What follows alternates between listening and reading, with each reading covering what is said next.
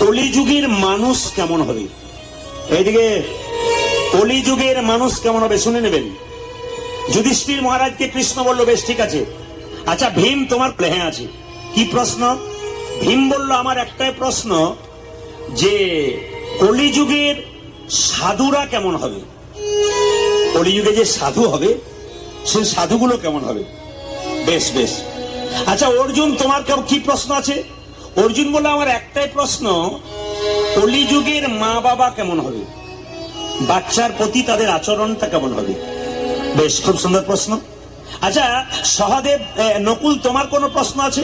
বলে হ্যাঁ আছে। বলে আমার প্রশ্ন আছে যে কলিযুগের ধর্মটা কেমন হবে? আচ্ছা সহদেব তোমার কোনো প্রশ্ন? বলে আমার তো প্রশ্ন আমি নিয়ে এসেছি। বলে কি? না, কি এমন পুণ্য করবে কলিযুগের মানুষ যার জন্য সমস্ত পাপ থেকে মুক্তি পাবে, সেই পুণ্যের পথটা তোমাকে বলতে হবে। আজকে কত সুন্দর সুন্দর প্রশ্ন দেখুন, কৃষ্ণের কাছে প্রশ্ন করলো। কৃষ্ণ বলল, আজ আমি উত্তর দিতে পারবো না, আমার সময়ের দাম আছে, আমার একটু কাজ আছে, আমি আগামীকাল সকালে উত্তর দেবো। তোমরা সকালবেলায়, আগামীকাল সকালে তোমরা বেরিয়ে যাবে 5 জন 5 পথে, তারপর বিকাল বেলায় আমি তোমাদের কাছে আসবো, উত্তরগুলো দিয়ে দেবো। মায়েরা সবাই লক্ষ্য করুন, এখন যেই না যুধিষ্ঠির একদিকে গেছে, ভীম একদিকে গেছে, অর্জুন একদিকে গেছে, নকুল একদিকে গেছে, সহদেব একদিকে গেছে। শুনবেন কিন্তু, 5 জন 5 দিকে গেছে। যুধিষ্ঠির মহারাজ যে পথ দিয়ে গেল, সেখানে গিয়েই চমকে গেল, এমন একটা জিনিস দেখলো। সবই কৃষ্ণের লীলা। কি দেখলো? একটা হাতি দেখলো, সেই হাতির আবার 4টে পা আছে, লেজ আছে, চোখ আছে, সব আছে, কিন্তু 2টো সুর আছে। আপনারা হাতি দেখেছেন, 2টো সুর দেখেছেন? কিন্তু যুধিষ্ঠির মহারাজ যে পথ দিয়ে গেল, দেখতে পেল হাতি রয়েছে কিন্তু 2টো সুর রয়েছে। তা মনের মধ্যে প্রশ্ন জাগলো, আমাকে কৃষ্ণ এই পথ দিয়ে আসতে বলেছে, আমি হাতির সুর দেখলাম কেন? আচ্ছা জিজ্ঞেস করবো কৃষ্ণকে গিয়ে। এইবার যখন ভীম যাচ্ছে, মায়েরা আমি একটু পরে জিজ্ঞেস করবো কিন্তু কে কি দেখলো। ভীম যখন যাচ্ছে তখন দেখতে পেল একটা নদীতে একটা পচা জন্তু মরে পচে গেছে, আর তার উপরে কয়েকটা পাখি সেই পচা জন্তুর মাংসগুলো খুঁটে খুঁটে খাচ্ছে, কিন্তু পাখিগুলোর গায়ে হরিনাম লেখা আছে। তা যে পাখির গায়ে হরিনাম লেখা, সে নোংরা খাবার খাচ্ছে কেন? প্রশ্ন জেগে গেল ভীমের, কৃষ্ণকে প্রশ্ন করব, এ আমি কি দেখলাম। সঙ্গে সঙ্গে অর্জুন যখন যাচ্ছে, উনি আলাদা জিনিস দেখলেন।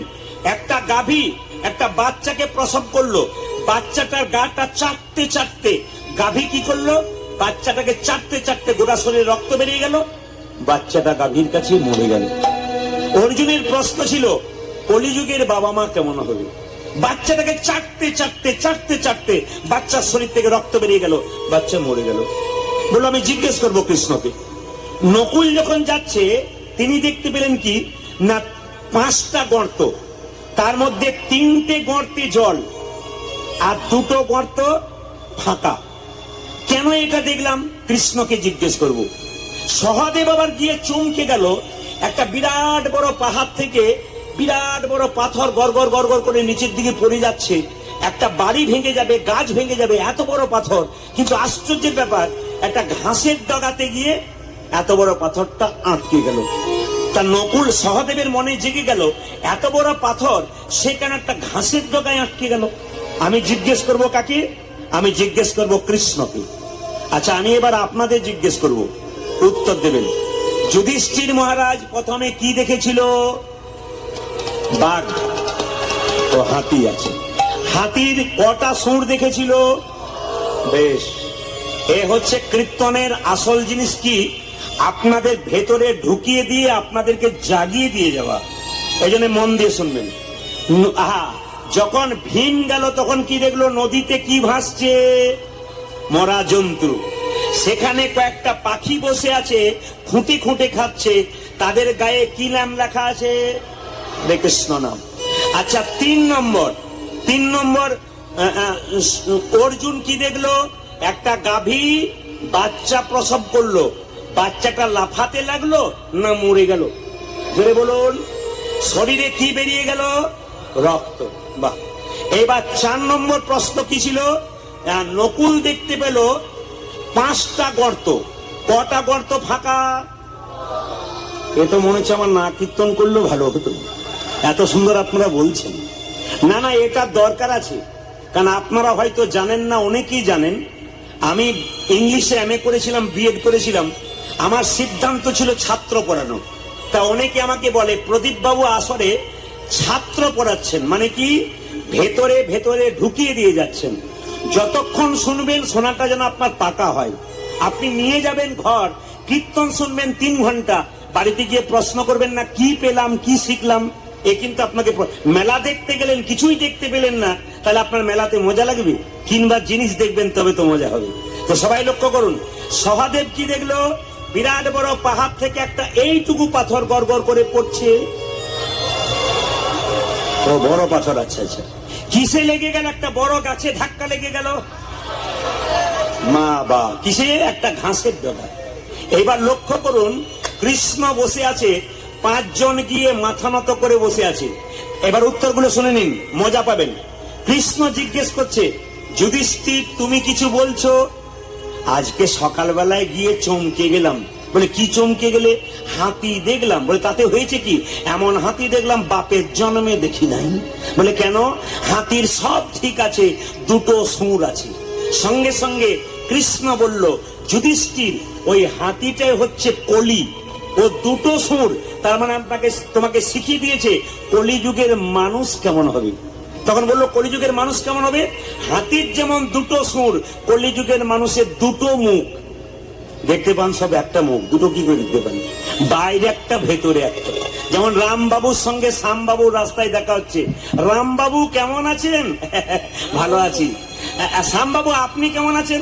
বলে ভালো আছি। শ্যামবাবু জিজ্ঞেস করছে রামবাবুকে কেমন আছেন, আর ভেতরে ভেতরে মনে মনে ভাবছেন তুমি যতক্ষণ নাম হচ্ছ ততক্ষণ তোমার পাশের জায়গাটা আমার হচ্ছে না। তার মানে কি? ভেতরে একরকম আর বাইরে আরেক রকম, 2টো করে মুখ। বুঝতে পেরেছেন? কলিযুগের মানুষ বাইরে একরকম বলবে, আর ভেতরে যেমন কিছু মনে করবে না, স্ত্রীকে কাছে পেলে বলবে সবিতা তুমি আমার কবিতা, আর পেছন থেকে বলবে তুমি না মরলে আরেকজন লাইন দিয়ে সে আসবে বলবে। তার মানে কি? ভেতরে একরকম আর বাইরে আরেক রকম। এটা কিন্তু একবার শাস্ত্র সিদ্ধান্ত, কলিযুগের মানুষ এরকম হবে। আচ্ছা, জেনে নিলেন। 2 নম্বর হচ্ছে যে দেখতে পেল ভীম নদীতে কি একটা মরা জন্তু খুঁটে খুঁটে খাচ্ছে। কে? জোরে বলুন। একটা পাখি, কয়েকটা পাখি, কৃষ্ণ নাম লেখা। কৃষ্ণ বলল কলিযুগের সাধু কেমন হবে?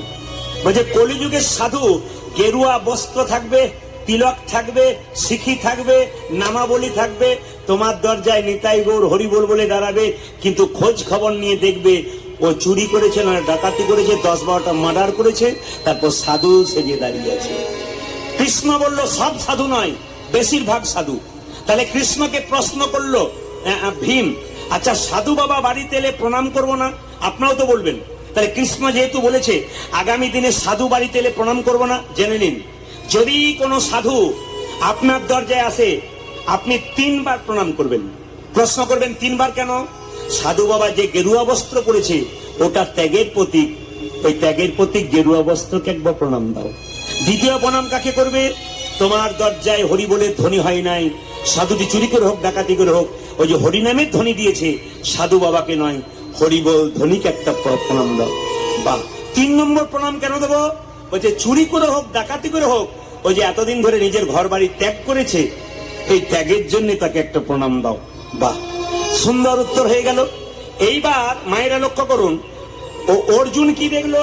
অর্জুন দেখতে পেল একটা গাভী, তার বাছুর হলো, আর সঙ্গে সঙ্গে বাছুরটাকে চাটতে চাটতে চাটতে চাটতে শেষ করে দিল। কলিযুগের মা বাবা কেমন হবে জেনে নিন। কৃষ্ণ বলে দিয়ে গেছে, হচ্ছে কিনা দেখুন। কলিযুগের মা তার ছেলেকে জন্ম দিচ্ছে, বড় হতে হতে কাঁধে একটা বিরাট বড় ব্যাগ চাপিয়ে দিচ্ছে, আর কি বলছে এমন পড়াশোনা করতে হবে, কলমের ডগাতে লাখ লাখ টাকা তোমাকে রোজগার করতে হবে। পাশের বাড়ির ছেলে পড়াশোনাতে ফার্স্ট হলো, তুমি হবে না কেন? তার মানে কি? ছেলেকে শোষণ করতে লাগলো, এই করো ওই করো, টাকা রোজগার করার মেশিন তৈরি করলো, কিন্তু বিবেক তৈরি করলো না। ছেলে টাকা রোজগার করার মেশিন তৈরি হয়ে গেল, আমেরিকার ডাক্তার হলো, বাড়িতে বাবা মা বসে রইলো, কিন্তু চিকিৎসা হলো না। তার মানে কি? জ্যান্ত মরা ছেলেকে আপনি মানুষ করলেন, কিন্তু আপনার প্রতি কোনো নজর নাই। জ্যান্ত মরা, বিবেকানন্দের কথা, জ্যান্ত মরা। বেঁচে থাকতো, অনেকে বলে না, ছেলে নিয়ে কি হবে দাদা, ছেলে যদি বাইরেই রইলো, মা বাবার আর কি হলো। তো ছেলে তো বাইরে থাকে না, কি বলছেন? তার মানে কি, ছেলেকে মানুষ করলেন কিন্তু জ্যান্ত মরা করলেন, যার বিবেক রইল না। টাকা রোজগার করা মেশিন তৈরি হবে কলিযুগে। দেখুন এখন প্রত্যেকটি বাচ্চাকে তৈরি করছেন আপনারা, স্কুলে পড়াচ্ছেন, টাকা রোজগার করা, কিন্তু ছেলেদের বিবেক বিবেচনা হচ্ছে না। বাহ, 3 নম্বর প্রশ্ন হয়ে গেল। 4 নম্বর, নকুল বলছে, আমি দেখতে পেলাম কটা গর্ত, জোরে বলুন। 5টা গর্ত। কটা গর্তে জল আছে? 3টে। আর 2টো গর্তে জল নাই। কৃষ্ণ বলল, কলিযুগে যে ধর্ম হবে, আড়ম্বরতা বেশি থাকবে, আসলটা কিন্তু কম থাকবে। প্রমাণ দেখুন, আপনাদের এই এলাকার হয় কিনা জানি না, দুর্গা পুজোর সময় সব দুর্গা ঠাকুর দেখতে যান বাইরে বেড়াতে, জোরে বলুন। ঠাকুর দেখতে যান না প্যান্ডেল দেখতে যান, জোরে বলুন। বলুন, কি দেখতে যান? এখন তো প্যান্ডেল দেখতে যান। তার মানে কি, ঠাকুর না দেখিয়ে প্যান্ডেল দেখা হয়, মানে আসল ঠাকুরটার প্রতি ভক্তি নাই, এখন প্যান্ডেল আর লাইটের প্রতি ভক্তি। এখানে কৃষ্ণ বলল, কলিযুগে আড়ম্বরতা বেশি হবে, আসলটা কিন্তু কমে যাবে। ভক্তি কম, আড়ম্বরতা বেশি। মায়েরা বিবাহের সময় দেখবেন, এদিকে তাকান, বিয়ের সময় দেখবেন স্বামী স্ত্রীতে যখন ফুলের মালা বদল হয় না, আকন্দা ফুলের মালা বদল হয়, তখন একটা কাপড় ঢাকা দেওয়া হয়। তখন দেখবেন মেয়েটি যখন স্বামীর গলায় মালা দিচ্ছে, মানে একটা সন্ধিক্ষণ, সেই সময় একজন ক্যামেরাম্যান পেছন থেকে বলছে, এইদিকে তাকাবে। তার মানে কি, বিবাহ হচ্ছে কিন্তু আড়ম্বরতা হচ্ছে, আসল জিনিসটা হচ্ছে না।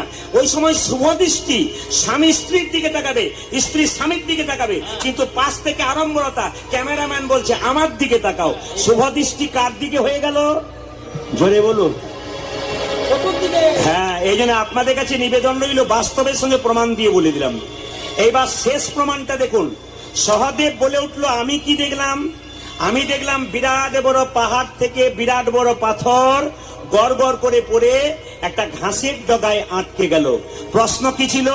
কলিযুগের মানুষ এত পাপ করবে, তা পাপ থেকে মুক্তি পাবে কি করে? ভগবান কৃষ্ণ বললেন, পাহাড়ের মতো পাপ যদি কেউ করে, কিন্তু কৃষ্ণ নাম নামক ঘাসকে যদি কেউ একবার ধরতে পারে, তবে তার পাপের মতো পাহাড় মিটাই। তার মানে আপনি যদি কৃষ্ণ নামকে ধরতে পারেন, যতই পাপ থাকুন না কেন, আপনার সমস্ত পাপ কিন্তু দূরীভূত হয়ে যাবে।